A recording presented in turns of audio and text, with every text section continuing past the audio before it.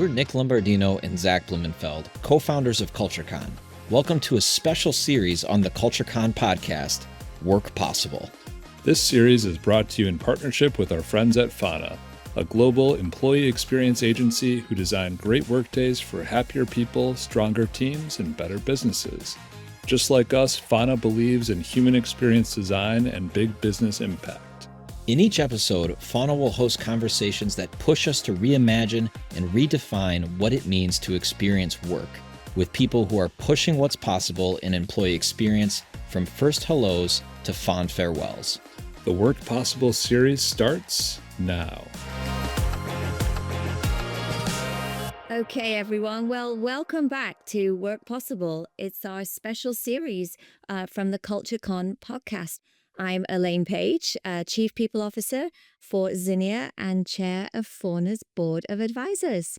And I'm Hattie Roach, co-founder and strategy chief at Fauna. And in a world where, truthfully, the workplace is completely being redefined on a daily basis, what we're trying to do is ditch the checklists and totally reimagine what leadership, culture, and employee experience could really look like. So this podcast is about no scripts, no safe answers, just real talk about what's possible if we bin the playbook. And today we're getting into something that sits at the heart of everything that we talk about on this podcast. And that's, how do we actually get leaders to care about culture?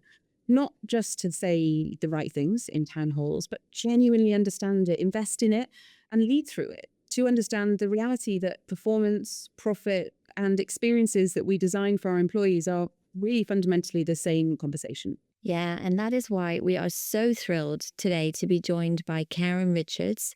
She's the founder and managing partner of a firm called Uniquely Global.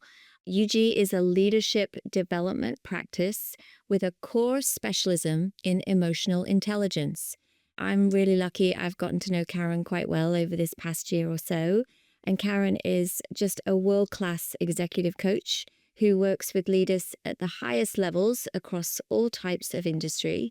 And she uses EI as a foundation in her practice to help drive both, leaders' own performance and that of their people. And I think that's what makes Karen really unique, is it's the combination of helping the leaders and helping the leaders then help their people, which I love that distinction.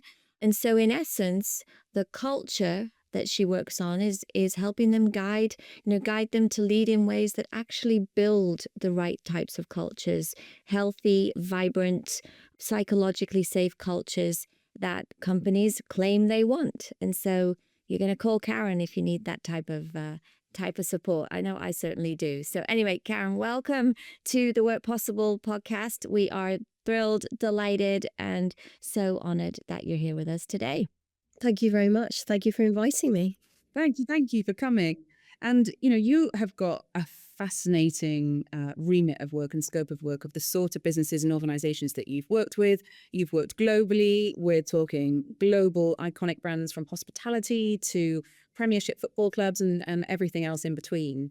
So when you think about all the conversations that you have, and let's go for the last sort of 6 months, and you're working with some of the most senior leaders in the business, tell us about the gap and the opportunity that we have now.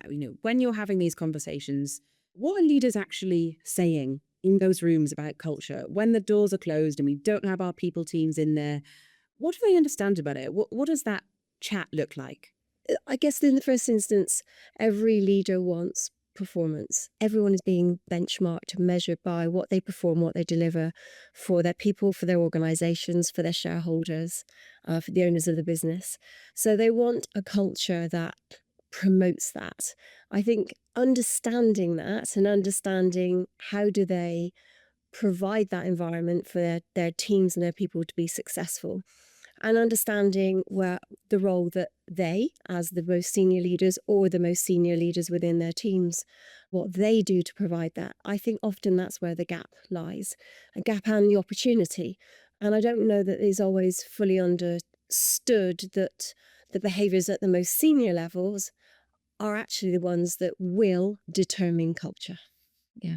It's so true, isn't it, right? It's that shadow of a leader kind of concept, and people forget, like, everyone's listening and waiting and watching to see what leaders do.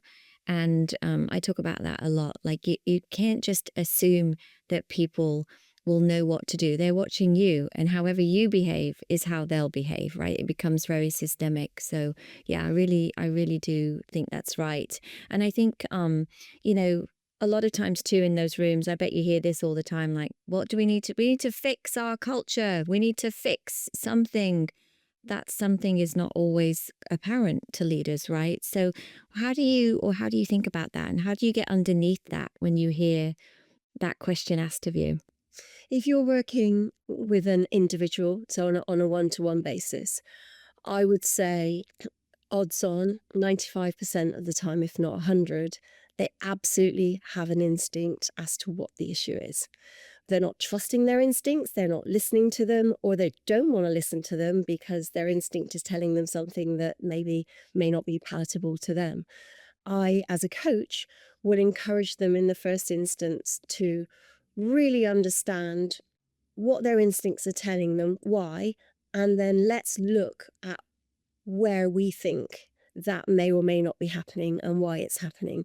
So, I mean, if I could bring that a little bit more into reality, I think the vast majority of times in any leadership capacity, our instincts are bang on. The issue is always what that instinct is telling us and that call to action. What should I be doing, not doing about it? You know, the classic, is it me? If I'm lower in my confidence, then I may not always want to accept the fact that it's me. Equally, what is it that I'm managing or not managing around my team? And I think before you've got that understanding for yourself and for your senior leadership team, the fixing bit is never going to happen. Yeah, so true. It's really true that, gosh, it so resonates with me. Like, if you can't name it and you're not willing to lean into it and talk about it, then it's not going to fix itself. And it's so amazing to me how leaders can avoid that, right? It feels messy to them. It feels complicated. It feels emotionally draining. It feels fluffy. But it's that work that you're talking about, you do about yourself, like you trust yourself, your inner self, and then you sort of know where you're going wrong. And are you willing to address it or do something about it? It's hard. Executive coaching or coaching period is hard because you're sort of peeling back the layers of people and making them look at themselves in the mirror, right? Yeah. And I think often the biggest gap is when an individual understands the challenge, their instinct tells them more about themselves or about their team than they're willing to embrace and maybe believe. But ultimately, they also know that there is no solution without you being the catalyst and the conduit for what it is that you want. Do you think, and I'll shut up, Hattie, I know I'm asking all the questions today, but I'm just kind of curious, but do you think that in those boardrooms you're in and in those leadership rooms that you're in, that culture features enough in the conversation? I believe culture is fuel. So for me, you can have the greatest product, you can have the greatest systems, you can have the most amazing processes and everything else. But ultimately, it will come down to how the business feels and the people feel. So not the business feels, sorry, but how the people feel, so that how they feel is what they give. And maybe we'll talk a bit more about that. So no, I don't think so, because I think everyone focuses on how do we build this wonderful business? We've got this amazing product. We've got all these processes. We've got all these systems. And the bit that never gets discussed about enough is, are we going to be diesel or are we going to be petrol? Right? What's the fuel? What's the gas that's going to go in? And you can have all of the rest of those components. But the fuel is the culture. It's so true. It's so funny. Right now, just, obviously, for those that have been following along and follow me on LinkedIn, they know that I've, recently gone back in-house and, I'm part of a leadership team. And, it's a great team, by the way, and full of amazing leaders, storied leaders that have done amazing things. But we still don't talk about culture enough, right? We still don't talk about how we're going to design the organization to sort of deliver those results. And that comes down to how we can get those people to connect and engage and support and buy in and make the right decisions and do the right things that drive the performance. And then it sort of circles back around to your first point, which is it's performance that these boardrooms are looking for. It's performance that these leadership teams are looking for. but you've got to sort of architect that in. You have to architect in the system to do it, right? If people are your fuel, how I feel, what I bring, where my discretionary effort is above and beyond what I'm paid to do and what my day job is, that's the piece that determines success, I think, from, let's call it, mediocre performance or possibly failure. And when you look in the UK over the last 10, 15 years, and maybe look in the US as well, and we've seen some giants fall in various different sectors, whether it's been in entertainment or whether it's been in retail, wherever it's been across the world. And some of those giants have fallen because the cultures that they created didn't provide the right environments for people to be able to come out and do their best. And ultimately, that fuel to the business is being cut off. In whatever way it is, it's been limited, cut off. And in those circumstances, then, how can we possibly, one, give our best, or two, give and drive the best results for business if we're not able to bring everything we can? So interesting listening to both of you talk about it, actually, because obviously I have a slightly different angle and I'm brought into organizations and, I can genuinely remember leaders saying, "So Hattie, what are you going to do to fix our culture? What is it that you're going to do about our culture? What is it that you're going to do about our leadership?" And it's so interesting because I don't think that I get asked very often in a connective way to performance. That conversation is always being driven by me. I almost feel like I have to sell that into a boardroom. We know that ethically that I've got a boardroom to the place that they want to do something about EI or they want to do something about culture. They understand that intellectually they need their people in the good place to be able to perform and do their best work. That is never taken then to the point that we're talking about profit. Have you ever seen, Karen, do you have any examples, war stories about a leader that's maybe had that 360 and turned around and understood the total connectivity between the two? Yes, I do. I was thinking about that because obviously in my role, confidentiality is everything. But there is one particular leader that I worked with several years ago, an international leader based in London. And this particular individual had his sights set on a CEO role. And to achieve that, he needed to do some work around how he both led his people, but also how he brought himself in at that next level into a business. I mean, I guess we'll talk about how we edit some of this, but he, in essence, an amazing person, incredibly driven, super bright, super intellectual, and very worldly, and also very enthusiastic and focused on the one way, which meant that there are elements of sometimes fear that came around this individual. And this individual was aware of this and didn't want it, but also knew that to take that next step from being a leader of a region to becoming a full CEO, that individual would need to think differently about how they showed up, both within their own senior teams, but also how they were then perceived at different levels going down. And he did an amazing job. And we worked on it through a series of processes. We used data. There's a big thing around, you can talk about perception and feeling and emotion and all those things, but when you're working with very bright, very competent, very accomplished individuals, data counts. The science counts as well as the instinct and the feelings. So we used a couple of sort of key processes that I knew were not judgmental, but would bring some of that learning to this individual in a gentle way. And then we talked about what success looked like for him. What does success look like for that organization? What did he really want to achieve? And how was he going to make that happen with and through everyone else? Because there's no point being a leader if you're going to just do it all yourself, because actually, by the definition, then you're not leading. You're a leader of one. Whereas when getting to these more senior roles, your accomplishment is what you've accomplished through and with your people. Mm-hmm. So true. And for your people. For your people, right? And that sort of idea of followership and being able to sort of bring the team along with you. And I think maybe you've seen this even more so than I have, maybe, Karen, but when people do want to take that next step up, when they want to sort of evolve to whatever place, CEO, a senior leadership role, a leadership role, it's being able to manage that self-awareness about yourself and know, right? Be able to look inside and say, okay, I've got this set of strengths, but I also don't have these strengths, and being able to sort of self-reflect and self-evaluate that. I'm sure it's kind of at the heart of your practice. When you're thinking about coaching people, it's helping them see those blind spots. He drove, I mean, he's subsequently set up his own business and doing incredibly well. He drove a very high performing team. And the one thing that I was always eternally, I worked with him for nearly 10 years.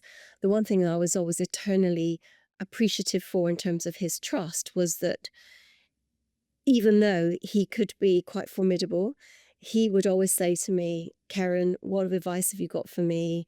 What am I missing? What am I not seeing? And just taking that thread in that vein and giving me the permission to be able to say to him, well, actually, here's where I think X is, or here's what I think's happening with Y.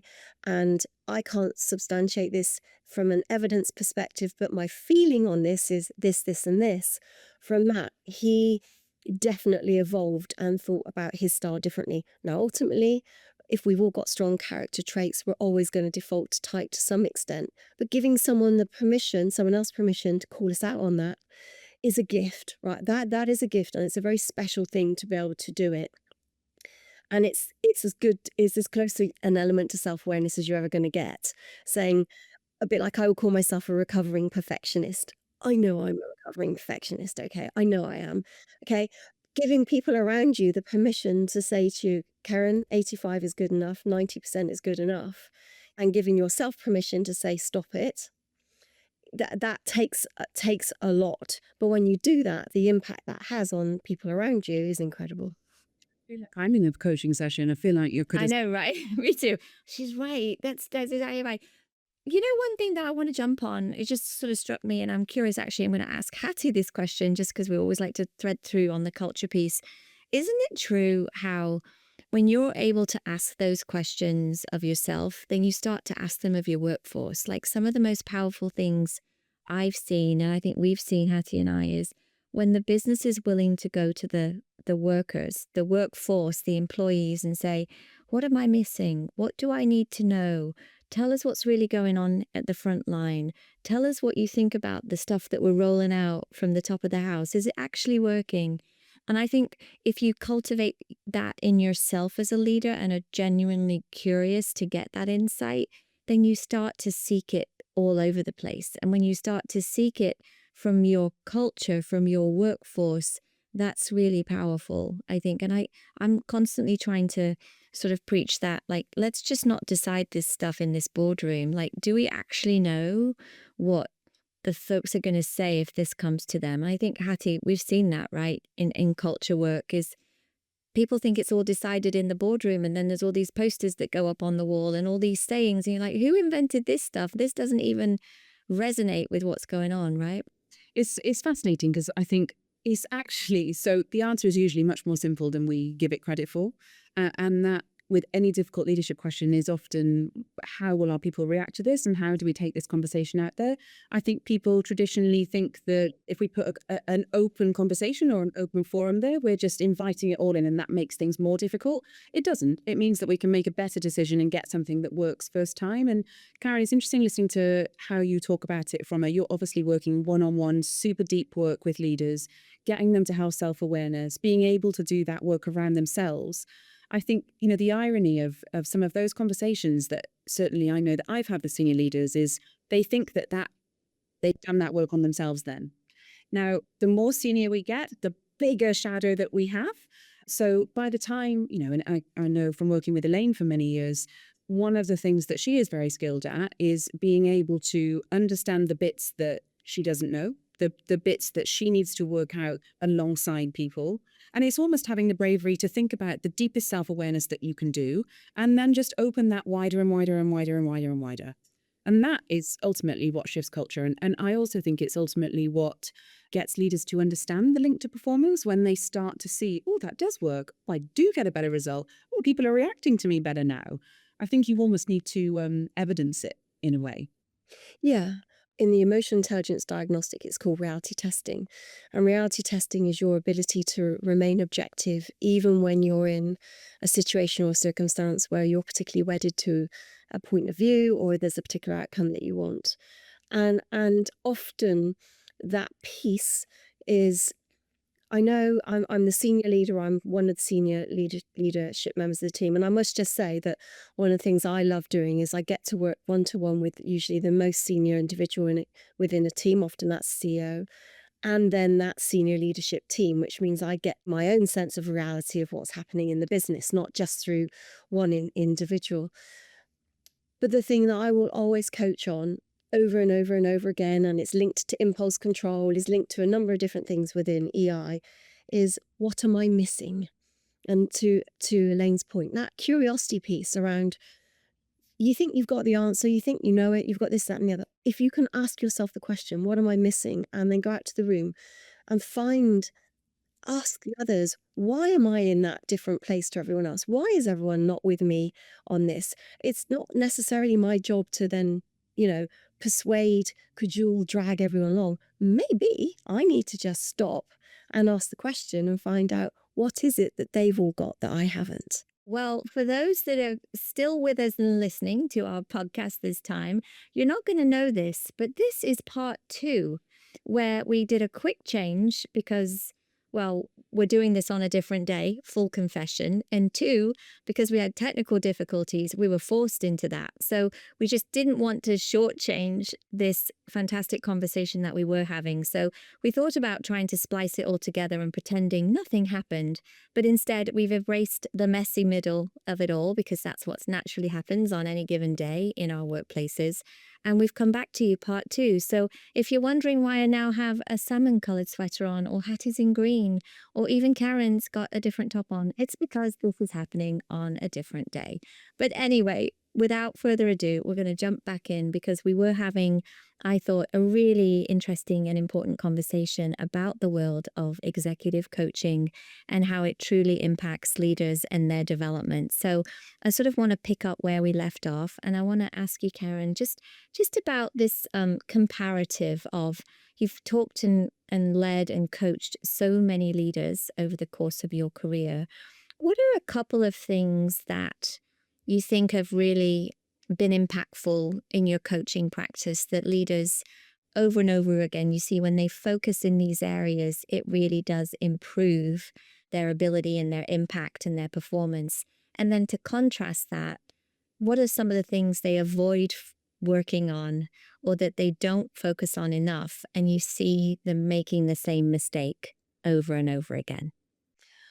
Great question. And obviously we haven't got long enough because I could go on for England probably about all of this. I think for leaders, when it comes to performance, particularly CEOs, senior board level execs, they're always looking for the results that they're expected to deliver. So it's a natural orientation to go towards what they're going to need to tell their board or need to tell the shareholders. So there will always be an innate focus on, if you like, performance, and that will be financial performance. Where I think the coaching helps to open up individuals to think is, okay, how do they want that performance delivered? So the what is a given, there it is, it's there, but it's the how. And how do they want their team to deliver not only what's expected and required, which also obviously, centers around the individual leader themselves, but also how do you make that sustainable? So if you like, getting the quick fix and the quick results is relatively straightforward. You can push those through in most situations. But of course, what most leaders of organizations are looking for now is sustainability. How do we create something that lasts? How do we create a culture that's always under scrutiny? That means not only did we do a great job and we performed and we delivered to either what we require for the shareholders or for whatever that metric is, but do people enjoy doing it? And if they enjoy doing it, are they giving us their discretionary extra effort? And that discretionary extra effort we don't pay for because that's the point of it. And therefore the sustainability and the will and the true desire to perform and deliver on an ongoing basis becomes just an innate part of that culture and the way people work. Yeah, yeah, it's so true. And gosh, I could go on a tangent on this one for a while, but it's so true that if people, especially these senior folks who get to a certain level, and I've often said they get to a place where they've gotten really good at doing things they don't love. And then when you try to coach them to find that sweet spot again and have them really know what their strengths are and where they can make an impact, that's harder. It's harder to face it. It's harder to address it. It's so much easier to address the to-do list and the get things fixed quickly and maybe tweak a thing here and tweak a thing there. That feels satisfying, probably. That feels like, okay, I did something, check the list. But boy, when you do get them to like, wait a second, what's going to unlock you and what's going to get you to perform at that next gear? It's so often, doesn't it, come down to this idea of, do you like what you're doing? Do you love this? Are you in the right role, doing the right things? And I'm sure you've encountered that innumerable times, for sure. I mean, many times. I mean, therein lies the premise of emotional intelligence. Know thyself. The first point and premise of why emotional intelligence even exists is you stop and you check in with you and you understand you, what you're feeling, what you're thinking, the impact it's having on you, and therefore the impact you're having upon others. And that is, as a leader, our job. How are we impacting others to perform and deliver with and through those individuals? You're a leader. You're not going to do it all yourself. Otherwise, you're not a leader. And I think that there comes a point when certainly some senior leaders can get so myopic over the performance, the mission, the metric, what's required, that they can lose sight of themselves in that. And therefore, when they lose sight of themselves, they lose sight of the impact that they may be having on others around them. And emotional intelligence is a wonderful, very simple tool, but a very deep tool that allows individuals to kind of check in a way that's right for them. It's so individual. There's no rights or wrongs, but it just gives you the opportunity to say, or for me as a coach to say, okay, let's just work with this one piece. Tell me what's happening. How are you feeling about this? The feel word is, was often considered quite a dirty word if you go back in business 20, 30 years ago. And it was, yeah. You could talk about anything but not about emotions. And God forbid you might be an emotional female or male in any form of situation, and you'd be labeled by that rather than any competency or ability that you had beyond. But I think if you can get in a safe space to get in individuals to just stop and think, how am I feeling? What is that doing to me? What is that likely then to be doing to others? I've got a whole new way forward in which I can mobilize and create and make things happen. Do you think, Karen, when people come to you, so by the time a leader gets to be working with you, how aware of emotional intelligence do you think they are? And I don't mean sort of the intellectual part of it, but do you think leaders are coming to you with an open mind about what that's going to look like? Or is this work at that level still a surprise to them? I think it's, excuse me, fair to say it goes in two tranches. Definitely more senior leaders come thinking they know it. And if I've heard it once, I must have heard it 200 times. Sorry, excuse me. Yeah, I know this. I've done this before. And then you take them through their diagnostic and they're like, yeah, I've never done this before. And it all comes out. I think for younger generations, which I'm absolutely passionate about bringing, if we can bring this to aspiring people in their, and not just leaders, but aspiring influencers in their 20s and their 30s, and help them to see this is an additional set of tools to put alongside their what, we can bring more into their how at an earlier stage. Then you've got a whole different generation of leaders with a mindset truly tuned into culture and how to help deliver and drive the successes that you want. But certainly with the more mature generations, many of them on many occasions are a little surprised. And remember, with an EQ diagnostic, you're telling you about you. So it's not my assessment, it's the individual's assessment of themselves. I'm the interpreter. Yeah. Well, gosh, that could be a whole nother podcast, right? Just the reactions of people to assessments and how many arguments, I won't say arguments, but I will, I've had with people like, I didn't write this about you. These are your answers that you said. So It's you writing this about you, you know? Exactly. If you look at the components around, it touches on inner confidence, it touches on what that means for relationships, it touches on communication skills, decisions, and ultimately your emotional mental well-being. You're going places that most people don't feel that comfortable going with on a day-to-day basis. And it super ties into this idea of employee engagement or enablement or whatever you want to talk about. Like, imagine an organization that is full of these unique beings that are all sizing up themselves and on some sort of continuum of emotional intelligence from really high to really low and everything in between, and trying to get like organizations to really tap into that. Like, it's a huge opportunity, and it's a huge gap, right? Which is all part of the work that we try to do together in this realm. So yeah, it's a big topic. It's hard to just talk about it in a few minutes, but really good points, and I hope encouraging for the listeners, right? Just around, it's not just in the middle of this. If you're in the middle of your career or early in your career, this can go on throughout your career. You're constantly evolving and learning. You're constantly, what did you say? Know thyself. Like, Know that doesn't thyself. really stop. I don't care how senior you get or how, there's always something more to learn. There's always some surprise in your own toolkit that you have a chance to sort of evolve it and think it through and ask yourself, wait a second, maybe if I just reacted in a different way, perhaps there'd be a different outcome. And that's the premise, right? The premise is everything is within your gift.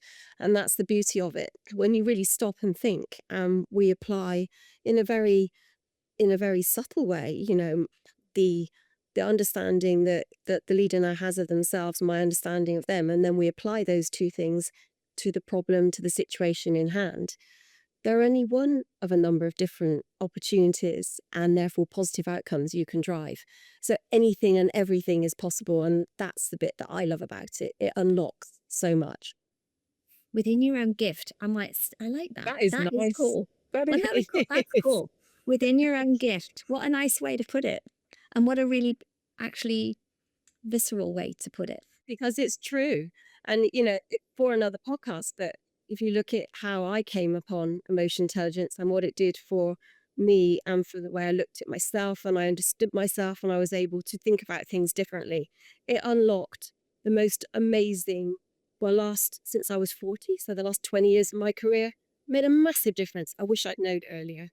If we were going to end on one big thing, Karen, and I know we've now talked about emotional intelligence, but is there something that you just wish more leaders would say out loud? Let's say walk into the room with you, you start your conversations, you've done your diagnostic.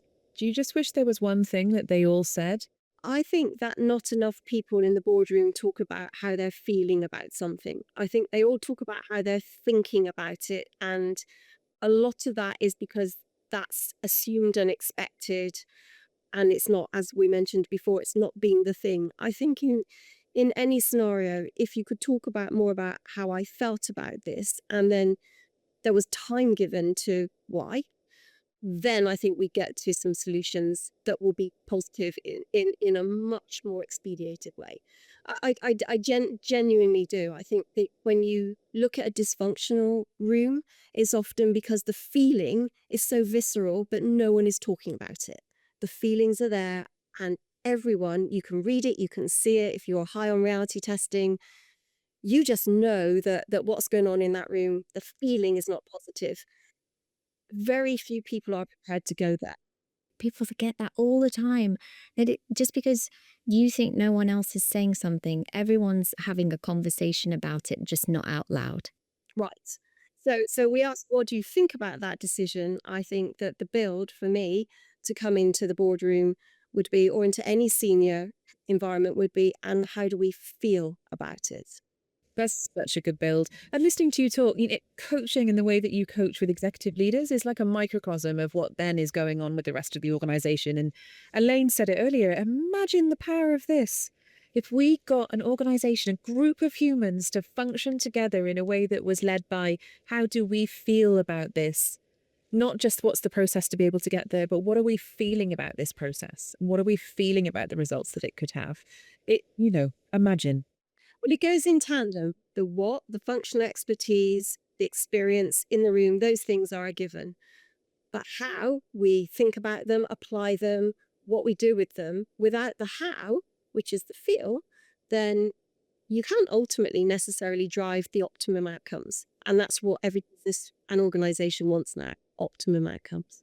Well, thank you for that. That was totally insightful and a completely different way, I think, for us to think about. And, for anyone listening who is an employee experience professional or a CHRO, I think this element of what are our leaders thinking and feeling at the highest level, and how is that therefore playing down into the rest of the architecture of the business and the way that we experience work. It's such an interesting angle that you've given us. So thank you. Pleasure. Yeah, really appreciate it. Always appreciate your insights. Always appreciate the way that you think about things. You make, I'm lucky that I've gotten to work with you. You make me better. I know that you make the executives and the teams that you work with better. And we're just really grateful for you having this conversation with us. And readers, thanks for putting up with us on our crazy journey here and how we did this podcast. It's just a great study in improvise, adapt, and overcome, which is definitely, I think, the motto of the day. So once and always, thank you for joining us and listening to our Work Possible podcast. Karen Richards, thank you so much for joining us today. Really great conversation, and we appreciate you. From first hellos to fond farewells, Fauna designs employee experiences for happier people, stronger teams, and better businesses. No frameworks, no playbooks, just real transformation. Are you ready to experience possible? Visit thefauna.co.uk.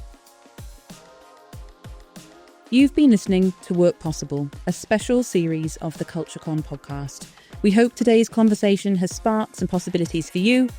Subscribe for fresh perspectives, ideas bold enough to change things, and a whole host of opportunities to bin the playbook. That's a wrap on this episode of the official CultureCon podcast. If you got something out of it, share it with a friend, a teammate, or a fellow culture geek. And don't forget to hit subscribe so you never miss an episode. And if you want more ways to stay connected and inspired, check out our upcoming events page for a full listing of webinars, workshops, and conferences. You'll find a link in the show notes, and we'd love to welcome you to a CultureCon event soon. Until next time,